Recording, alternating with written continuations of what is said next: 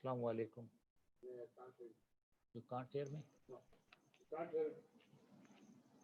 It's my fault.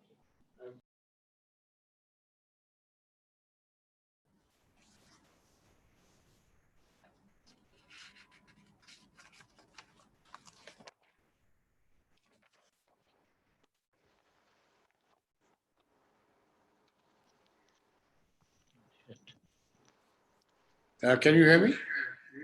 Yes. ये फिर ये वो क्यों आ रहा है? You're getting again. Is all right now? Yes. Can you hear me, sir? I can hear you. Good.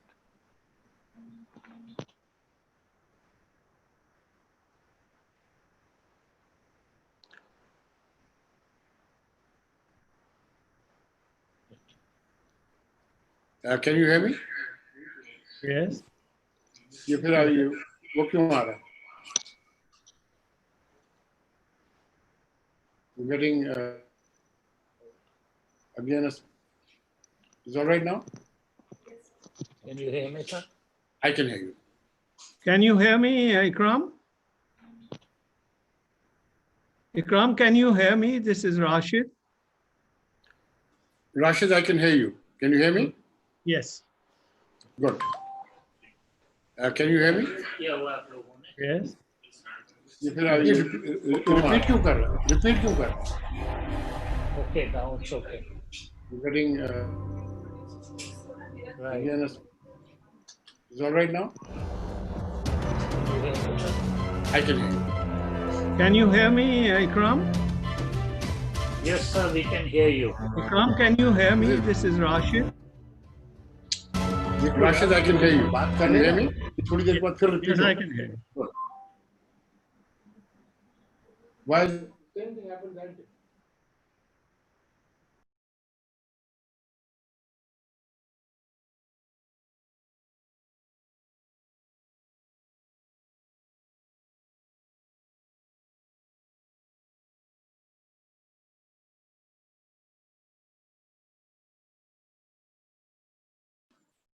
Rasheed, can you hear me?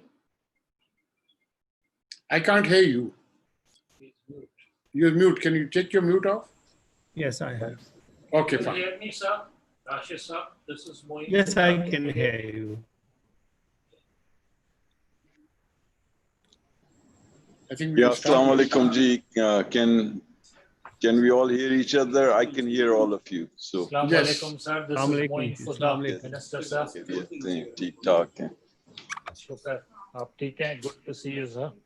बस दुआ चाहिए. माशाल्लाह. I think we can start now. أعوذ بالله من الشيطان الرجيم. بسم الله الرحمن الرحيم. والعصر إن الإنسان لفي خسر إلا الذين آمنوا وعملوا الصالحات وتواصوا بالحق وتواصوا بالصبر. Ladies and gentlemen, on behalf of Karachi Council of Foreign Relations, I welcome you all to this webinar, which is being addressed by two prominent personalities. First one is Dr. Rasheed Amjad, and followed by that will be Honorable Finance Minister Dr. Abdul Hafiz Sheikh. But before that, I'm going to request our chairman, Mr. Ikram Sehgal, to give a welcome address. Now, Mr. Sehgal is heading a company, two companies, security companies, with 15,000 employees in over 50 cities and towns in Pakistan, and is under the umbrella of Pathfinder Group of Pakistan. Mr. Sehgal has been the graduate from Pakistan Military Academy, Kabul, served in the Pakistan Army, also as a commercial pilot, defense analyst, syndicated editorial weekly columnist in 6 countries and 15 newspapers and magazines, and he has brought honor to Pakistan by hosting Pakistan in the World Economic Forum together with Martin Dow Group at Davos for last 2 decades. He has hosted many prime ministers, presidents, and other dignitaries. So, Mr. Ikram Sehgal for a welcome address. Bismillah ar-Rahman ar-Rahim. Thank you, Moin Fudda Saab. First of all, let me welcome all the participants, particularly Dr. Abdul Hafiz Sheikh, because as we all know, that must be the most pressing engagement today, because he's not only fighting the economic battle, but he's also fighting the battle created by COVID-19. And therefore, as it is, Pakistan is not an easy country to deal with the economy. He has been fighting a number of multiple battles on many fronts. And one of them has been having done very realistic reforms, which 2 years ago, a lot of us scoffed at. And actually, when the Pakistan Tehreek-e-Insaf government came in, but once Mr. Hafiz Sheikh had taken over, and with his being a consummate technocrat with a tremendous experience in international or financial organizations across the board in worldwide, he brought in, and having a lot of experience within Pakistan. So he basically, he has really done a lot of good, and that good is now coming to light in the form of how we have managed to confront the COVID-19 pandemic, and not only, let us say, escaped quite unscathed to an extent. And I'm not going to go into statistics of how the debt, how much debt we had, how we managed to pay off some of them, how we are still managing to pay off. That is, Mr. Hafiz Sheikh will tell you. I just want to thank him personally, because the moment I asked him, he readily accepted to be a part of the webinar. We had it originally planned for 17th August, but because of some reason, we had to postpone it 20th again. There was no hesitation. Immediately he said so.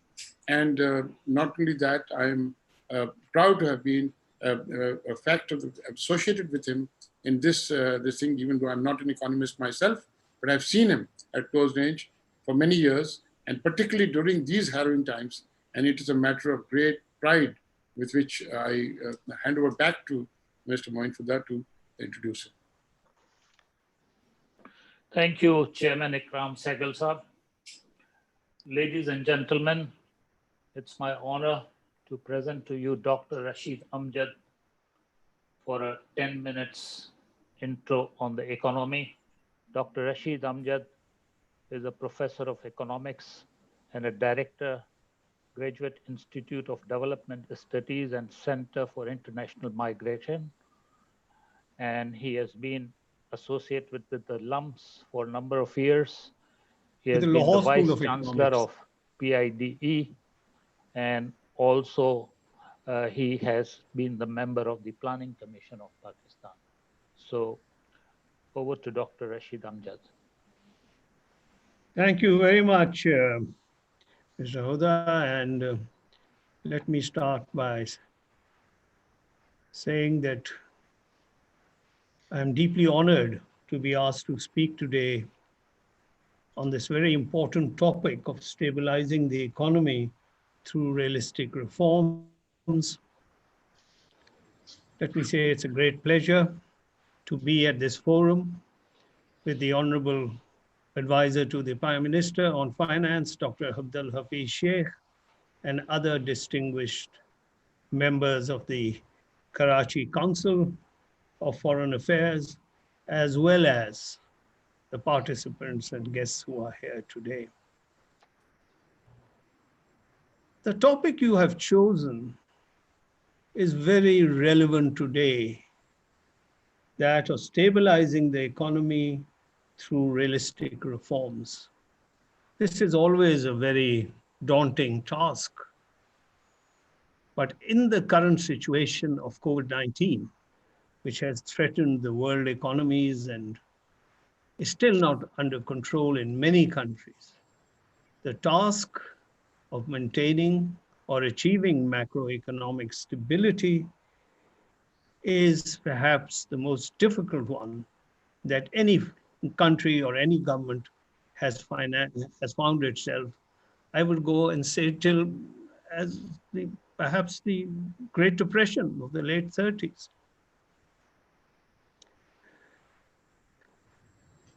As you know, macroeconomic stabilization or macroeconomic stability is a prerequisite for entering a stage of high, sustained, and equitable growth.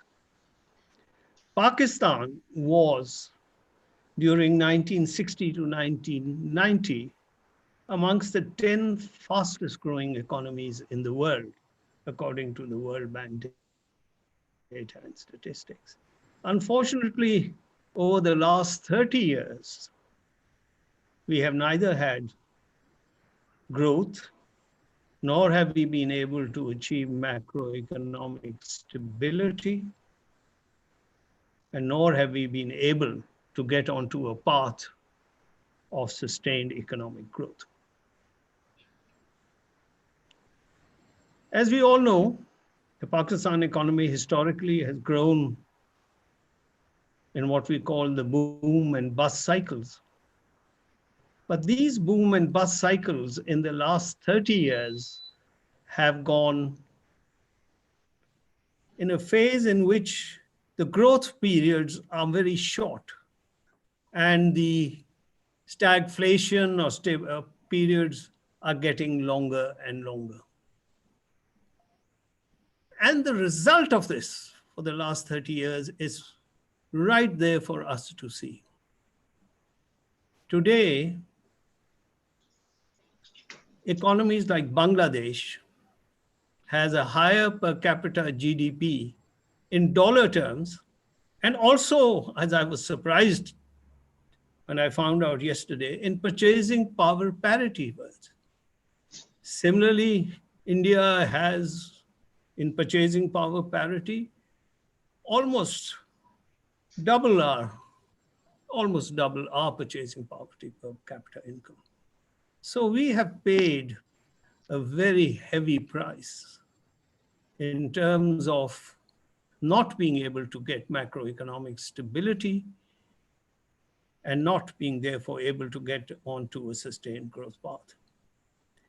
I don't want to blame governments of the past, but let me say quite honestly that of the last 4 governments, all of them inherited an unenviable situation with unsustainable fiscal current deficit and a very high bill to pay on foreign debts. Indeed, I am reminded of a verse which was said to me by a fellow economist of the IMF, who had actually negotiated 3 of the last 4 IMF agreements with Pakistan, and he was here in 2018, and he spoke to us at the Lahore School of Economics, where I am from, not Lams. He said, "Le aaye phir kahan par, kismat hame kahan se, ye to wahi jagah hai, guzre the hum jahan se." So again and again, we end up in the same macroeconomic mess, and every government, including the current one, then has to take action or negotiate with the IMF. Some do it earlier, some do it later. I don't blame any government, and especially the PTI government, for taking longer. At least they took their time to understand the situation better. But in the end, there was no other way out but to go to the IMF and reach an agreement. And I would like to put on record here, as far as I can see, that the economy has begun to show signs, positive signs of stabilizing, whether it's the fiscal deficit or it is the current account deficit, which has gone down by an enormous amount. We can quibble about the package. I mean, they're always a very strict package which the IMF brings along. And the package in this case was even more stricter because the overhang which the last government left us, God bless them all, and I keep listening to their representatives speaking of such great achievements, $30 billion financing gap left behind for the new government to pay off with hardly any foreign exchange reserves of 10 billion. I'm sure the finance minister will be able to go into this in much greater detail. Now, my only thing about the stabilization package agreed upon is the exchange rate mechanism. I am not a great supporter of, and I do not, this is a point which can be debated. I do not believe that a developing country, or many, very few developing countries, go in for a situation where you have a market determined exchange rate. And I do believe that and the government devalued more than was needed, given the purchasing power parity at that moment was about 140. We went down to 157, and now we are at about 168.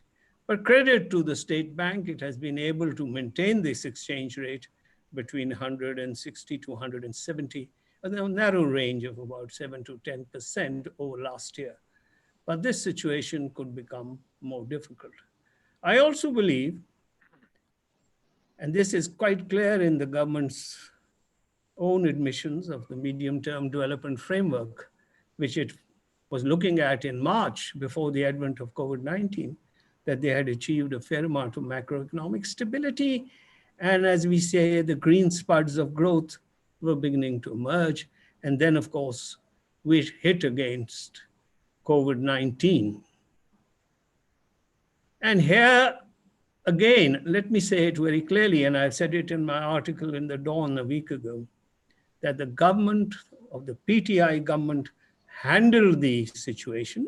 Initially, everybody was confused. It was an unparalleled crisis. Kisi ko kya pata kya karna hai, kya spread hai. But with dexterity and reality. I was one of those, and I now admit I was wrong, that felt that on the Spanish flu experience and other experiences of Wuhan, Pakistan should go on quickly as possible for a long period of lockdowns. But the government was more realistic, and all the figures now show that there was no other path. And I must say the Prime Minister saw this very clearly, much clearer than many of us did, that we could not follow a period of complete lockdown, given our nature and structure of the economy, with about 70% of the vulnerable population working in the informal economy. So I think the government should be given credit where it is due, assembling a team which was able to put together the best the country could offer, the armed forces, the provincial governments. And here I would like to recognize the contribution of the Chief Minister of Sindh. I think he played an important role. And for the government for allowing the provincial governments to decide on their own details of policy, but they kept the direction clear and they started opening up the economy. Secondly, I think the package which they gave was timely. And although everybody says, developing countries mein to sare paise log kha jate hain, but I can tell you from what I have heard, and all the evidence is that it did get to a large number of people. They were able to go to the poor and the working poor, and many people benefit, and also to the new unemployed. And here I must say the government showed a lot of common sense all the time. For example, SMEs की बिजली का bill आधा कर दिया 3 महीने के लिए. So there was a lot of thinking as they were running. It was not easy. They set up a package of 1.2 trillion rupees, on which there has been some savings.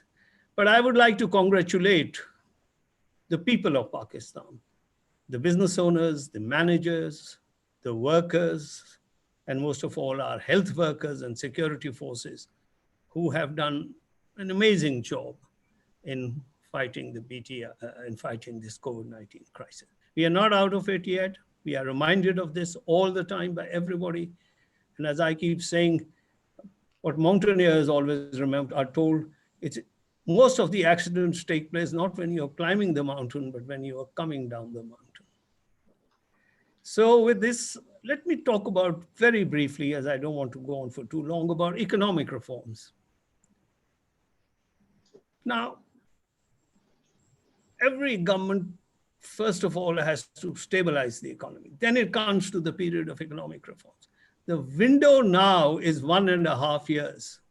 After that, you have to get into an election mode. So the window which is open to the government to carry out and show results of its economic reforms is not that very long. And I know a lot of people keep saying and writing, and I don't know what they're trying to prove. But if the government, and I tell you, this is the first democratic government which is on the same page of the so-called establishment, then it's a good thing. One reason we have not been able to carry out these reforms is because we have not been on the same page. And if we are on the same page, then we should take advantage of it and carry through the reforms. My only advice would be, or I wouldn't say advice, but what I think my own thoughts on this are, don't try a very ambitious reform, or we don't have the capacity, we don't have the capability. कितने लोग हैं finance Islamabad में जो experts हैं, कितने लोग हैं finance ministry ने जिन्होंने 5 साल से ज्यादा फाइनेंस में वक्त लगाया. You see, we don't have the, let's concentrate on 2 or 3 reforms, including Karachi City and some others. But I think we have the capacity and capability to do it. Let me end here by saying, sir, that I think the class which has suffered a lot, but which perhaps needs more attention, is the middle class and the lower middle class. And if you can give them some relief, I know you have about 150 billion left over in the form of tax relief, property tax relief, and make their lives slightly better. They have suffered the most in this crisis. And I would end there, and thank you for allowing me to speak at this August gathering. Thank you so much. Thank you very much, Dr. Rasheed Amjad.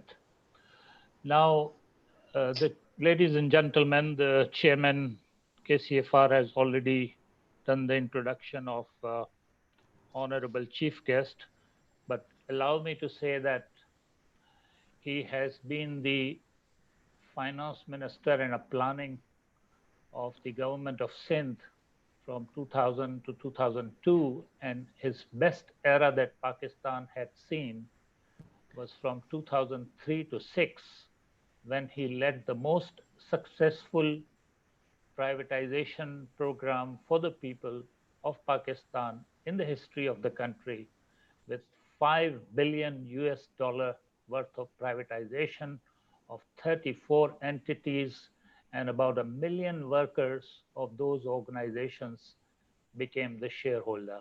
Today, I'm sure Dr. Hafiz is going to touch on a number of topics and the recovery that we have seen in the month of July post-COVID and the stock market. But today, if the stock market has witnessed 40% surge, then many of the scripts which were privatized and which were listed at the stock market were in his own era.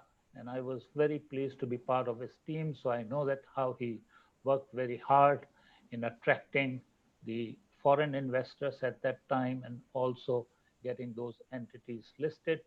So Dr. Hafiz Sheikh, people are keen to listen to you, particularly the board members of the Karachi Council of Foreign Relations. And thank you very much again for agreeing to speak. And I now request you to enlighten us with your views. Thank you. Bismillahirrahmanirrahim. Let me start first of all by thanking the organizers for inviting me and giving me this opportunity. I want to acknowledge Ikram Sehgal Sahab for his contributions towards business and public service in Pakistan, both here and in his capacity as a senior member of the Davos community. I'm also appreciating to be on a panel with Rasheed Amjad Sahab. He's a distinguished economist, and we take whatever he says very seriously. Also, Moin Fada Sahab, you have a great career in finance, and I was fortunate to work with you during those transformational times when the privatization program was seen as a success. So I want to start first of all by saying that जब ये government I, so there was a particular situation that was inherited, जो हमें विरसे में मिली, and there were some really bad signs in the economy, which was verging upon a crisis. So दो तीन चीजें जो I would like to share with you is that we had basically deficits of historic magnitude, both on the external front as well as the domestic front.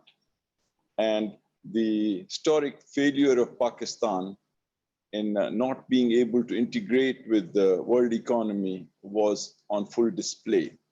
Because in the past 5 years or even 10 years, the country had failed to generate export growth. Or jo 5 saal guzre the just before this government came in, the growth rate of exports was 0%. In fact, was negative.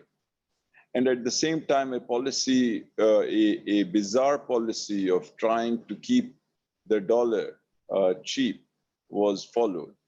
And a lot of money was spent, a lot of foreign exchange was spent to try and preserve dollar at a cheaper level, which had a consequence both of depleting the foreign exchange reserves and at the same time allowing the import-export gap to become historically high, almost approaching $40 billion. And the current account deficit was also at its highest level at $20 billion.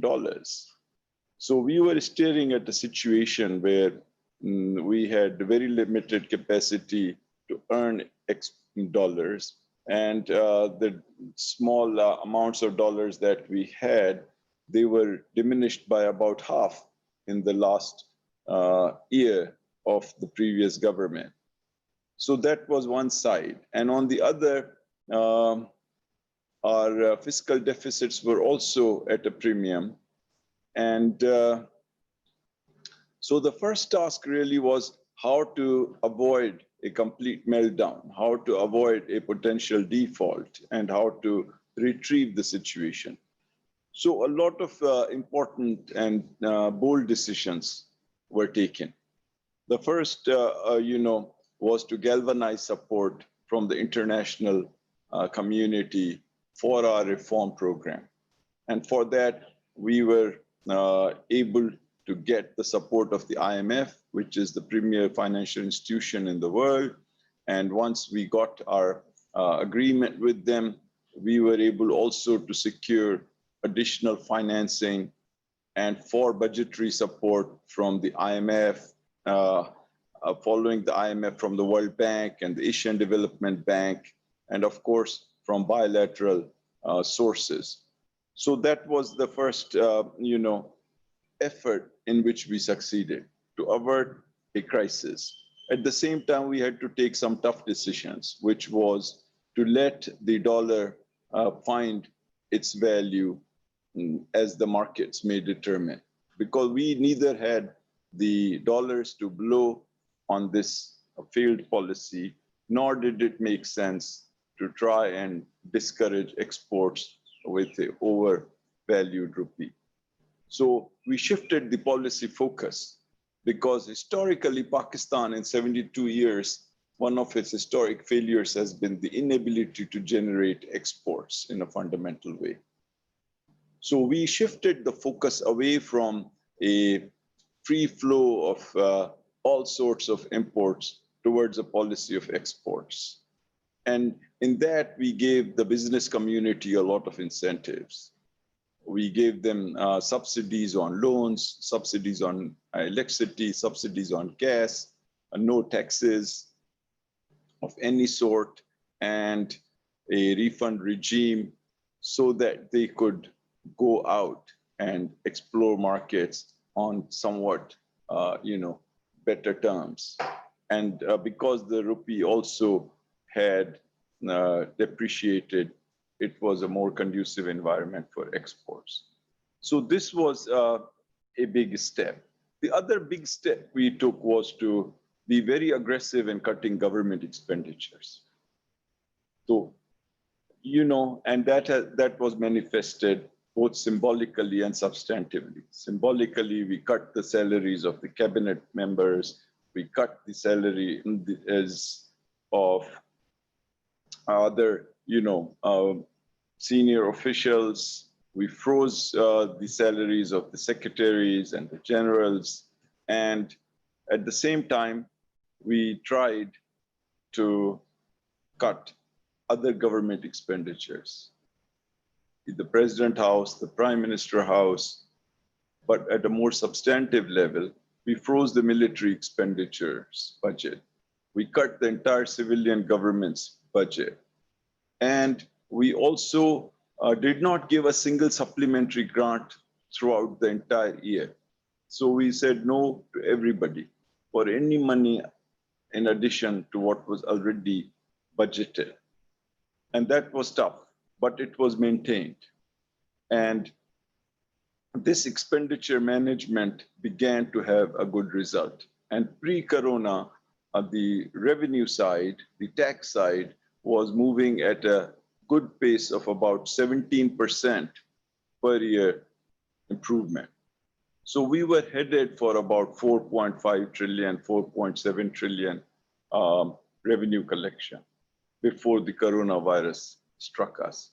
And a very important feature of this time was that we were able to have a first time in 20 years, a primary balance, which was a surplus rather than a deficit. And another very serious accomplishment at this time, again, was to pay back interest on borrowed loans. And you can get an idea of how much that burden was, that in the 2 years of this government, we have had to pay 5 trillion, 5,000 billion rupees as interest payment for loans that were borrowed earlier. तो 5,000 अरब रुपए का सूद दिया गया इस government की तरफ से जो माजी के कर्जों की वजह से था पिछले 2 साल में. So we sustained that. We were able to generate the resources to do that. We were able to cut expenditures. We were able to raise taxes. We were able to bring the primary balance into a surplus.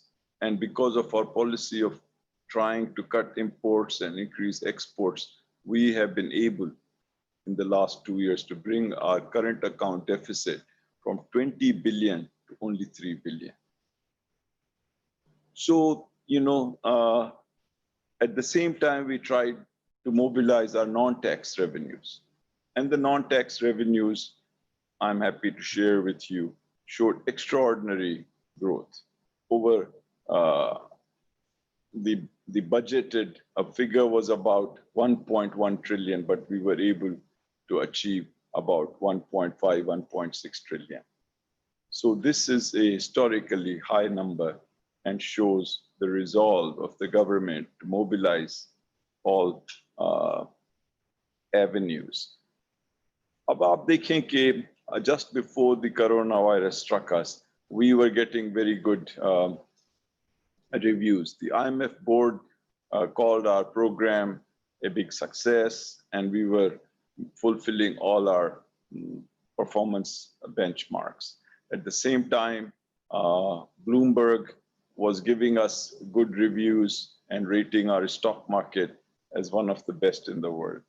The World Bank came out and listed us as amongst the top 10 performers for reducing the cost of doing business and making it easy to do business.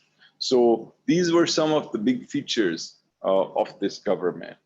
Now, another area that remained a major area for the government, and I'll elaborate on that further, is that we decided, and this is a hallmark of the Prime Minister's approach to governance, that the people who are the least privileged, people who are the weakest, people who are the most desperately in need of support should be at the forefront.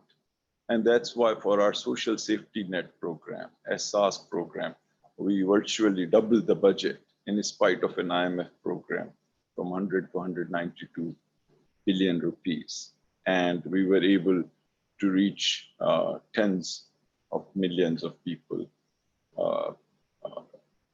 Or just before the coronavirus, we were able to reach about 4.5 to 5 million people. And then after coronavirus, this number in fact went up to about 1.6. So where we have is a situation of reaching stability and creating a platform where others could come and participate in our economy, and foreign investment began to flow, the stock market began to go up, and other indicators were beginning to show signs of improvement. This is when coronavirus struck us. And of course, it can't be helped. It's a global phenomena. According to the IMF and World Bank, 4 to 5% of global GDP will be lost. Some countries will suffer even more. And you have all kinds of estimates about its impact on Pakistan. Clearly the lockdowns, clearly the uncertainty, the erosion in the international business space, all these had their impacts. And as a result of that, some of our achievements became diluted. Now, an important way to judge this government is how we responded to the coronavirus situation. I think that Pakistan, with its limited resources, has done a really good job in trying to benefit its business community and its citizens. So हमारा पहला जो गोल था वो ये था कि corona virus में our people should not suffer. And I think the first task was to ensure that our people, whether those who are poor, whether those who are in remote parts of the country, or whether those who have lost their jobs due to the lockdown, they must receive immediate injection of cash into their pockets. Or uske liye a big program of about 1.2 trillion, 1,240 billion, 1,240 billion stimulus package was prepared. And one of the central features of that was to get money into the hands of people who need it.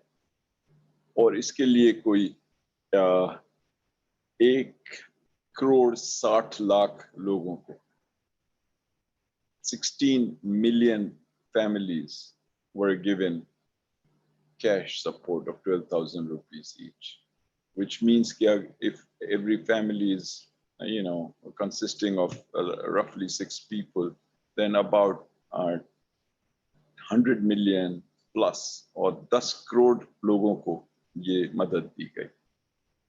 And I think that helped them sustain through this period. The other big feature of this stimulus package was that we should ensure that the liquidity problems of our businesses don't get converted into insolvency. That the problems our businesses, especially small and medium enterprise businesses, are tackled. Or during this time, we gave money for a variety of causes. First, if the principal payments were due of the loans, they were deferred for 1 year. If you were small or medium business enterprise, government agreed to pay your electricity bills for 3 months from its own pocket. If you needed money for maintaining your employees on your payroll, the government offered to give money at very low interest rates. If you wanted to If you were a citizen and could not pay your bills, your electricity bills were postponed for 3 months.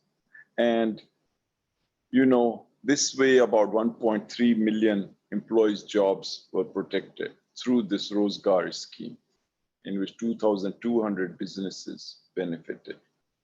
And about 1.2 million businesses were saved from shutdown by deferring 642 billion rupees of their principal that had become due. And the budget also reflected that general trend. We had zero customs duty on about 20,000 items to make it cheaper for our businesses to do business. We started a small entrepreneurship program, Kamyab Jawan program, in which about $1 billion has been approved, but that number can go up to 100 billion over a few years. We started a program in construction where we decided to give massive incentives to our business sector. We reduced the tax rates. We made them corruption-free by shifting them to a fixed tax regime. And we, for small, affordable Prime Minister programs, Naya Pakistan program, if any business comes forward and builds houses for the really small houses, then they would have a 90% discount in tax payments. So if your tax was going to be 1,000 rupees, it would be 100 rupees. And all that has been done to try and generate economic activity. And at the same time, we added 30 billion in the subsidies for this Naya Pakistan program. And we also said, if anybody wants to build a small house, any Pakistani, then the government will pay for their mortgage beyond a small amount of 4 to 5%. So these are extraordinary measures that the government is taking to try and deal with the coronavirus and its impacts. So where are we now? How have we further managed to reduce the impact upon our citizens? देखें इस government का जो महवर हैं, they are the people of Pakistan. They are the citizens of Pakistan.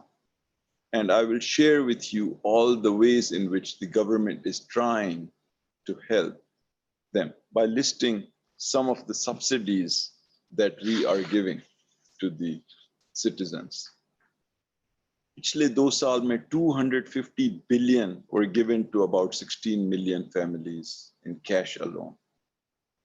हमने 192 billion रखे to कबायली इलाकों के merged districts and 192 billion for the merged districts of the federally administered tribal areas. We have put 50 billion to subsidize 5 essential food products in the utility stores. We gave 15 billion to subsidize 19 food items for the holy month of Ramadan. We subsidize 72% of electricity users. We subsidize 90% of the domestic gas users. We are trying to subsidize fertilizer. In fact, we do subsidize gas for fertilizer production to reduce the cost of fertilizer for our farmers. We subsidize 100% of tube well users in agriculture sector. And like I said, we are subsidizing low-cost housing. All these things are big measures to mitigate the current suffering that coronavirus and an adverse global environment has inflicted upon our citizens. Now, what's happening as we are entering into a new year? Our new year, fiscal year, starts on July 1. So I will share with you some of the emerging results and then talk a bit about the areas of reform before concluding. So we feel that the emerging situation has some rosy spots. They are, inshallah, the beginning of a new revival, if you want to call it, a rebound, or a upward movement along the trajectory of growth. Why do I say that? Because our exports have risen 6% in July. Our domestic cement sales have risen 33% to 4 million plus tons. Our cement exports have risen 66% to about 1 million tons. Our petrol and diesel consumption has increased between 10 to 15%. Our fertilizer sales have increased about 22%. Our motorbike sales have increased 31%.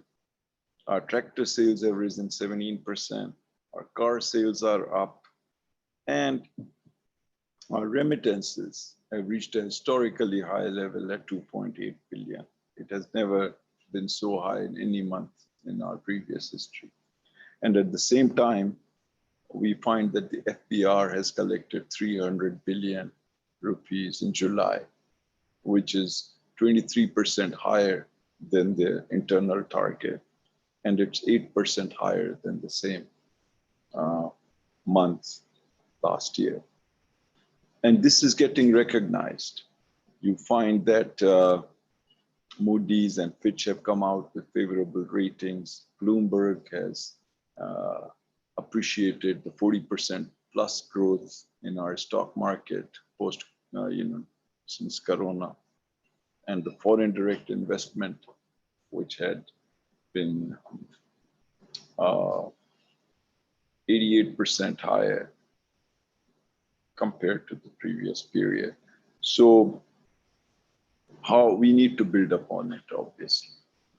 And one way to really build upon it is to think in terms of reform areas.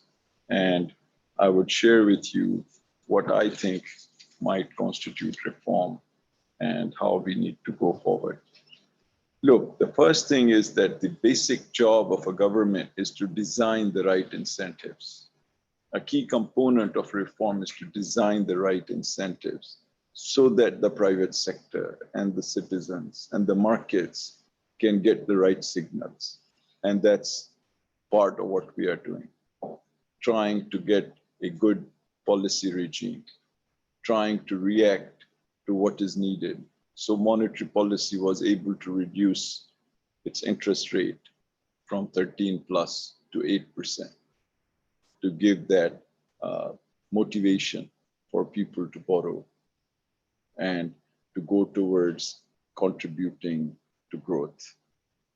Similarly, on the fiscal front, we came out with a budget with no new taxes. We came out with massive tax exemptions. And we have tried to come out with subsidies which are focused. And this is the other part. While I listed some of the subsidies we are giving, we are very mindful that it's the public's money and it must reach the right people. So we have to target the subsidies in the right way. And we have to ensure that only the intended beneficiaries get it. So subsidy reform is another very important component. And in the Q&A, I'm happy to talk about it. Now, the third element of reform is to respect institutional arrangements, to not interfere randomly, to not subvert the institutional authority. And you would have noticed that we are trying to do that. And the Central Bank, the State Bank of Pakistan, the Securities Exchange Commission of Pakistan, the Competition Commission of Pakistan, they are all operating and their areas of autonomy are being respected. And that is also the general approach that we have. Even when it came to the public sector development program, we were able to give autonomy to the ministries to spend the money that is targeted for them. without cumbersome approvals from the finance ministry as it used to happen in the past.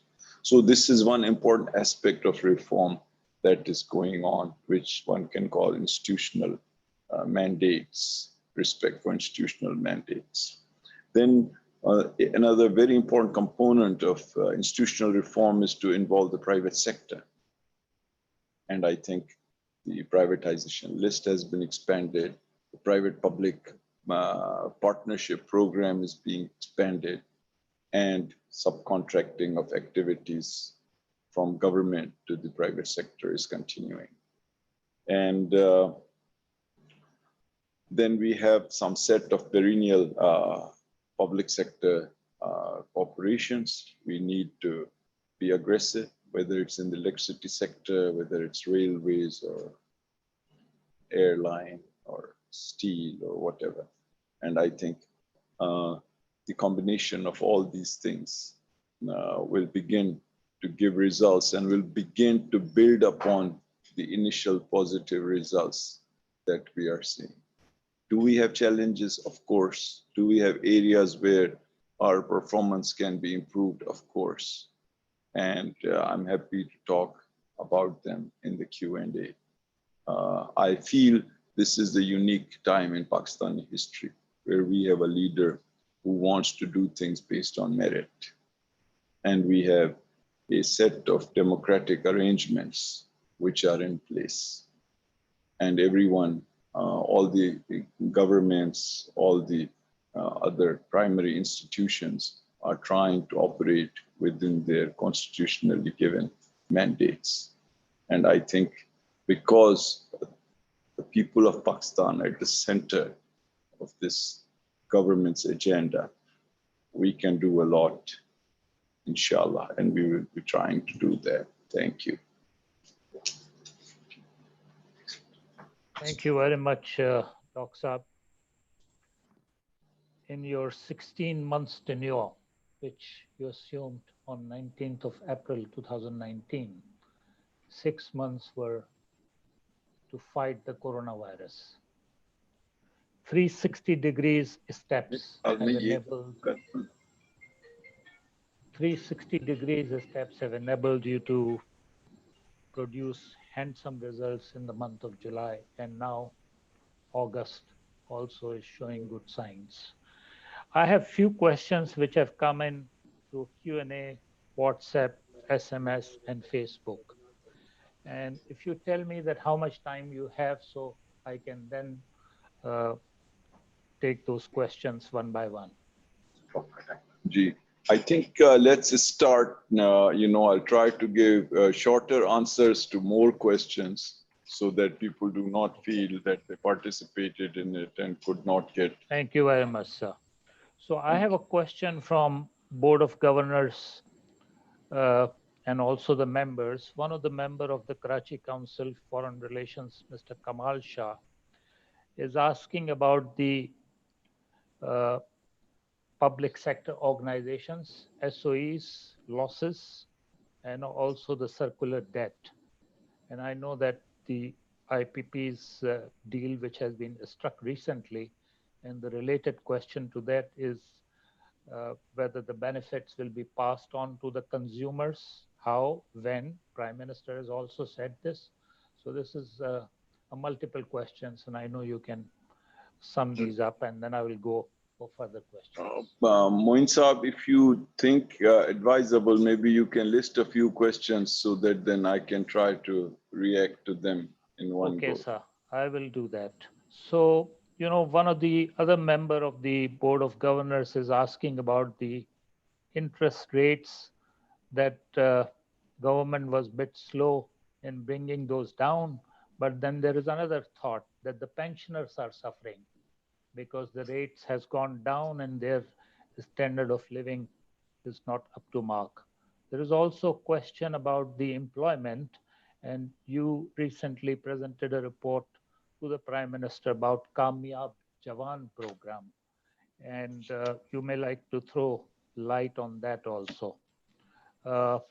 Then there are a couple of other questions which I will come back if you like. There is a student from Lums is asking a very important question here about the impact of low foreign exchange reserves on inflation and devaluation in 2021. There's a question about Karachi, which is the hub, and without addressing the issues of Karachi, how can stability be brought? But then again, this is something which has been also discussed recently or last night about forming a committee. There's also a question by one of the member that, and I quote, that it seems that the achievements attained on the macroeconomic levels are seem to lost due to microeconomic mismanagement. I'm not too sure why this gentleman is saying that about the mismanagement, but his question is not that clear. So over to you, Dr. Saab. Okay. Well, let me start first of all by acknowledging that we have a very large public sector. I think it's perhaps higher than in size and importance than it should be. And we have not done a good job of reducing its footprint in the economy. As you know, some of the banks, some of the refineries, some of the electricity companies, and a lot of the manufacturing units and telecom were privatized during the period of 2003 to 2006. But sadly, since 2006, not a single entity has been privatized.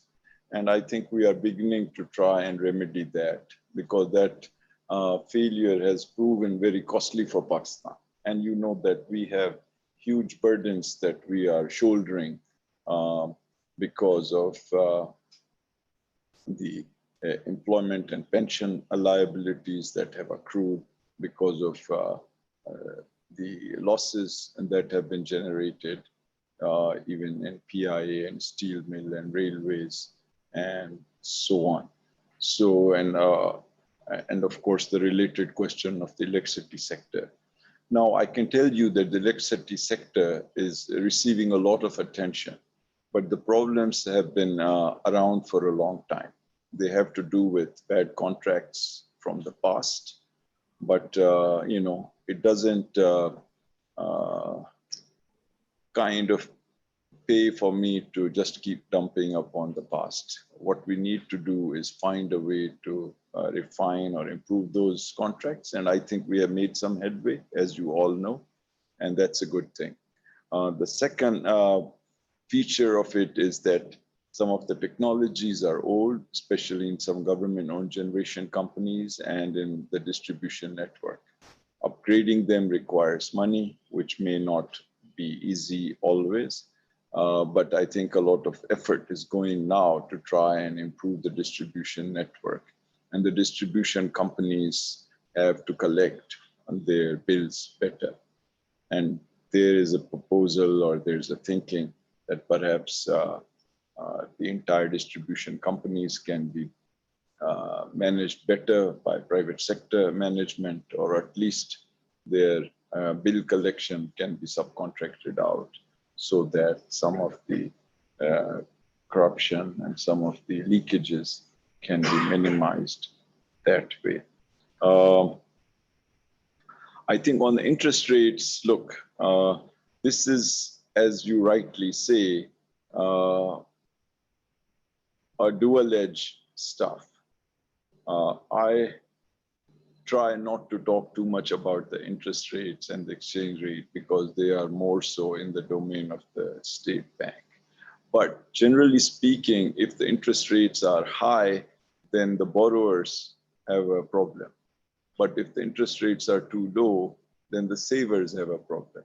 And a lot of people, especially those who are retired and get money in pensions and so on, they suffer when the interest rates are too low. The important thing is that we have to strike a good balance between the needs and aspirations of the borrowers and the requirements of the savers, and also where the state of the economy is at that moment. in the previous period, just before Corona, the central bank was trying to tackle inflation, which remains a continuing problem. It has come down from double digit to single digit, but still has to be managed.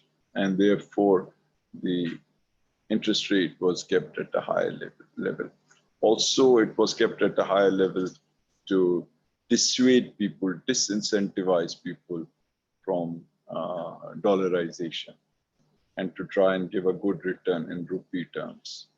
And now that the coronavirus has affected the economy negatively, there is a shift towards a more pro-growth stance, and therefore the interest rate has been brought down by a considerable margin. As far as job creation, that remains a primary focus of the government. And I think you will see that the whole construction package is designed primarily to generate jobs. And we are saying that we are going to give whatever incentives are needed. And they have been publicized to try and generate 300 billion rupees worth of investment in this sector. And the government is also giving direct subsidies. That is, similarly, we are giving subsidies to power, on power and gas to exporters to try and generate jobs. We have given about 400 billion in refunds to the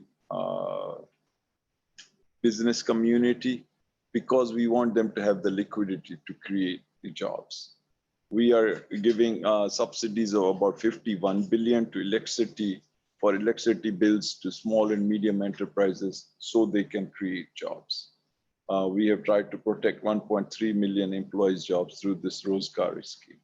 And we have tried to keep the public sector development program, at a high level in spite of the budgetary constraints to try and, continue to generate jobs.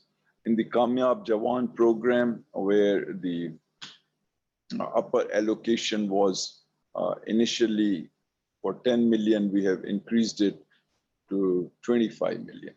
So 2.5 crore tak Pakistan ke naujawan jo hain loan le sakte hain at very low rates. Or ye sab kuch isliye kiya ja raha hai to create youth entrepreneurship. As I said, in the first few months, we have given about 1 billion rupees, but 3 days back, we have changed this in a dramatic way. Previously, there were 3 banks as partners. Now there are 21 banks. And I think we want to expand, and we are getting hundreds of thousands of applications. So you will see a massive improvement in this. And we have not only increased the upper limit for loans, but we have also decreased the interest rate further from the one that it was. Again, like I said, कि हमने हजारों चीजों के ऊपर we have eliminated duties, import duties on raw materials to make it easier for people to sell, their products by controlling their costs. And I think these are some of the steps. And above all, government cannot be in the business of directly recruiting people for its departments. It has to do it through creating the right environment for the private sector. And as I said at the very beginning of, when I was concluding my talk, that the reforms, a very big component of that is to design the right incentives. If we can design the right incentives, then we can motivate everybody from the world to come here, because no dearth of capital. Capital is looking for opportunities. So if we can create the right opportunities, make it hassle-free or as,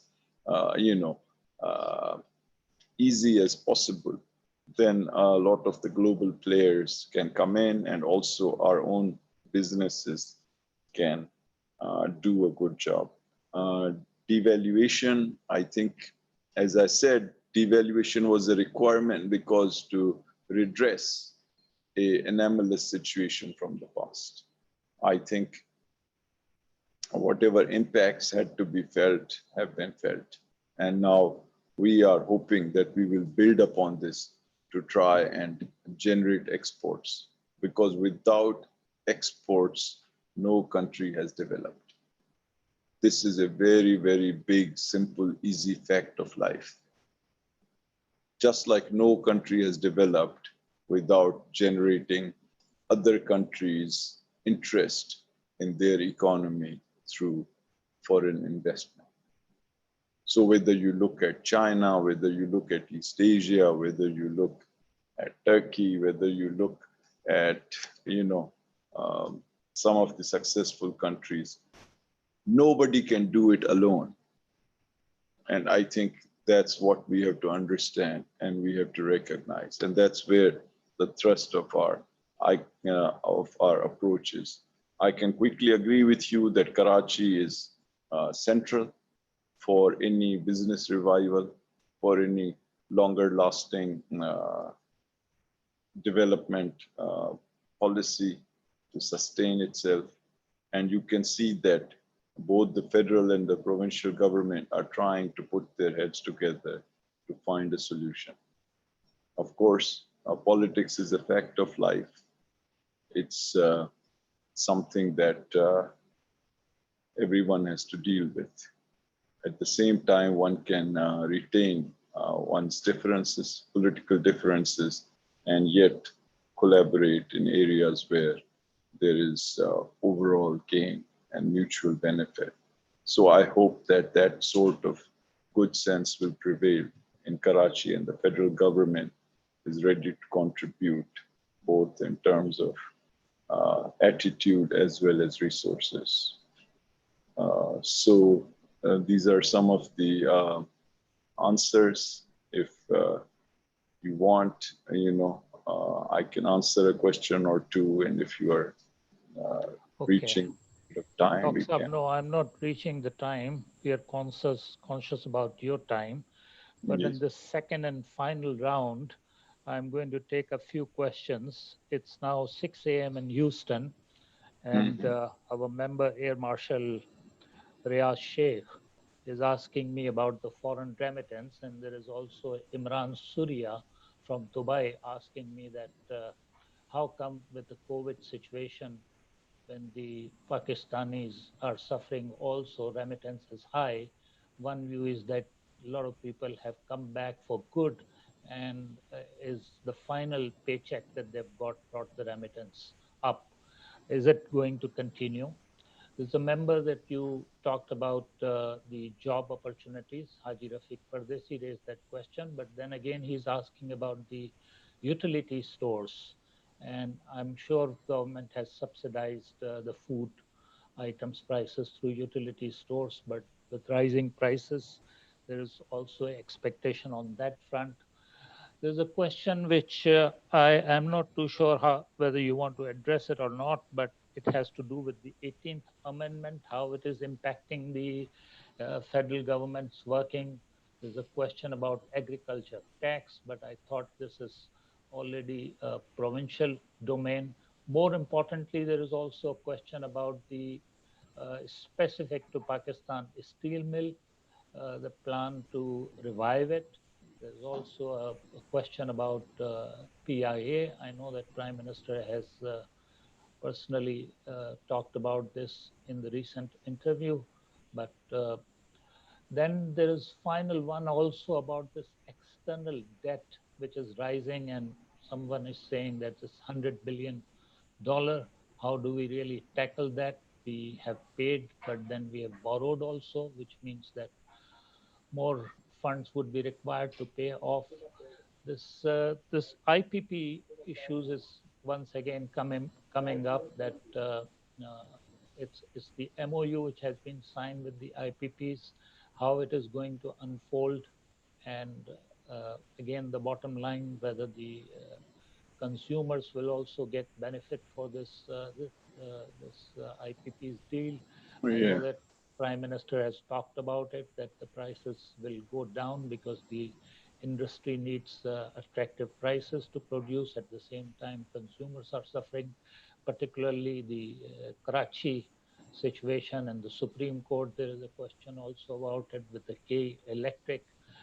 The privatization has not been that successful as far as K Electric or PIA listing is concerned, but all other privatization initiatives have been really excellent. So some of these questions talks up, if you want to sum these up in Yeah. Moin Saab, if you can just repeat the first question from our friend in Houston, what was there? This has to do with the remittances, that we have seen the record remittance. Okay, fine. And the other one is saying that why the remittance are high and whether this is going to be maintained sustainable. Thank you. Right. Look, it's a good question that why they are high. We feel that it might be a combination of reasons. One is that people are sending more money to their families because these are difficult times. The second is that, yes, some of them may have lost their jobs and are making one-off transfers.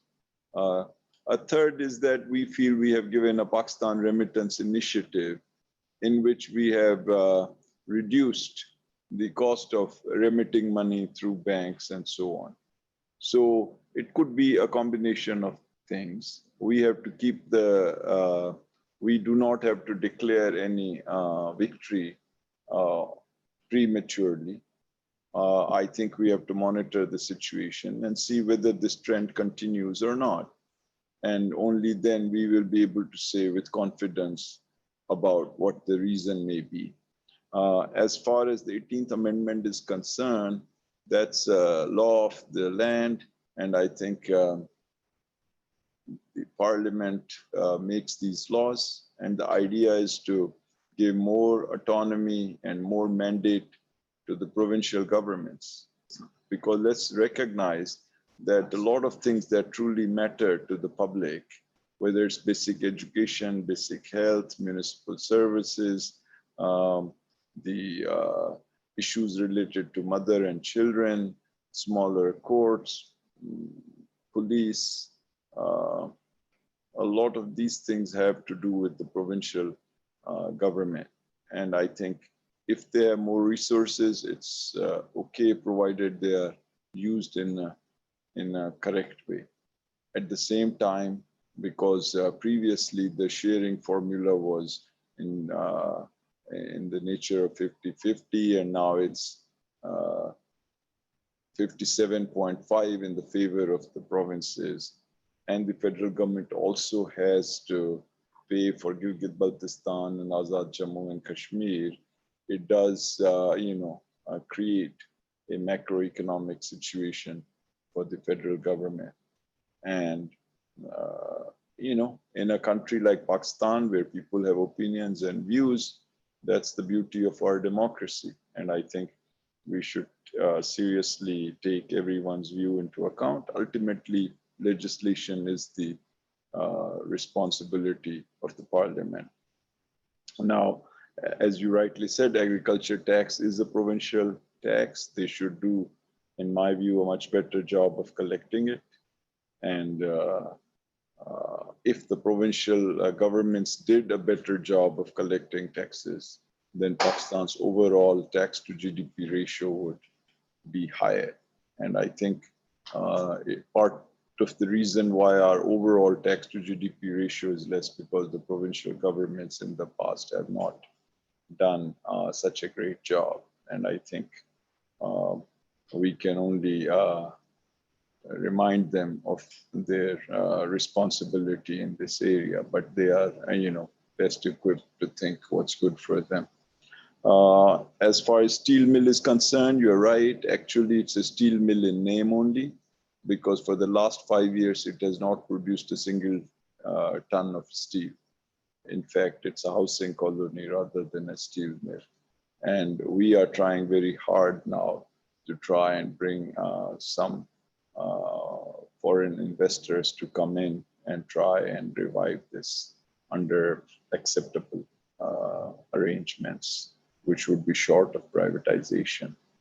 And so the external debt is a problem. I think that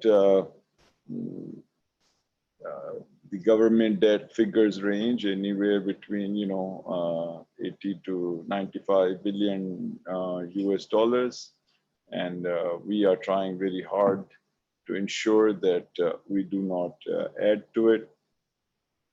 And in the first year of this government, the debt number went up, but it was not because the government was borrowing more, it was because of devaluation. So it was more in the nature of a revaluation of the book value of the debt rather than new money that was spent by the government. And in the second year, when devaluation has not been as severe as it was last year, those numbers look much better.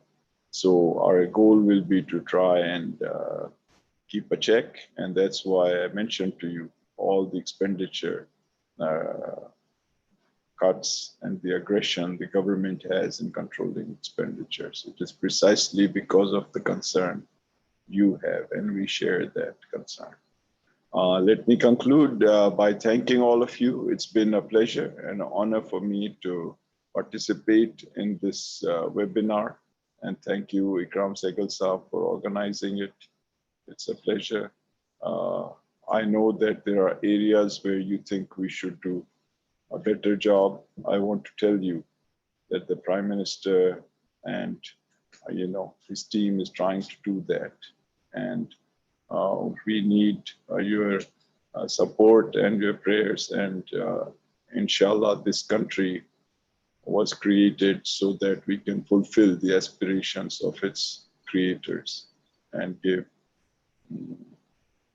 fulfill above all the expectations of its people.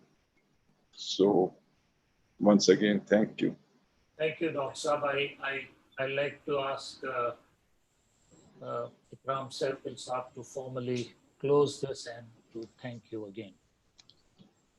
Thank you, Mointuda Saab, and thank you, Finance Minister.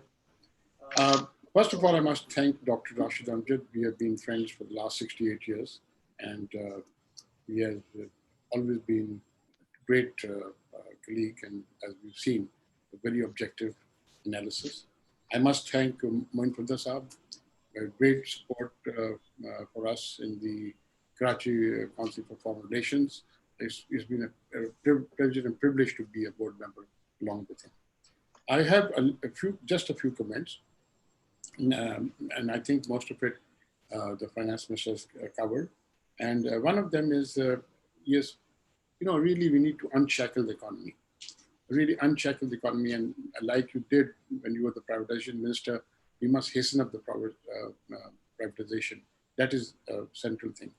Number two is, we're dealing with a lot of things in Karachi, 6 subjects that have been done with the committee. One thing which is not there, of course, out of intention, is Karachi Electric. And I think something must be done about it. You cannot actually keep on going this thing. And one major thing is to really, do some drastic thing so that at least which Karachi Electric being a national security asset must be, because if Karachi works, Pakistan works. And that is very, very vital to Pakistan. Third is that, you have tremendous policy. There's no doubt. The success of it is there. You have sort of itemized some of them, how things have become better despite the COVID and all the things that you have done. But yet, I learned a long time back that policies that are staked out, if they're not implemented, and they really are not implemented, because when it goes to bureaucracy, you have problems. And those problems, the people down the line face. I'm tempted to talk about certain things, but ethics forbid me from doing so. But the point is that things which are required for the people of Pakistan, for the vast majority of people of Pakistan, which is being held up, these things must not, the Imran Khan, who is motivated by going and saying, emancipating the problems that people of Pakistan are facing, he must be made aware of such things so that the bureaucracy functions as they should. And they should be a facilitator rather than a blockader. So with that, let me congratulate you and let me congratulate all those who have participated in this webinar. We wish to be, this thing will again, inshallah, come back to you soon. And as you said, we are seeing the silver lining and we're seeing light at the end of the tunnel finally, and real light, not just a fake light. So we look forward to interacting with you, and thank you again, Hafiz Sheikh Saab, for being with us tonight. Goodbye. Assalamu alaikum to all participants. Thank you, sir. Thank you. All the best. Seminar or webinar comes to a conclusion. Thank you very much, ladies and gentlemen.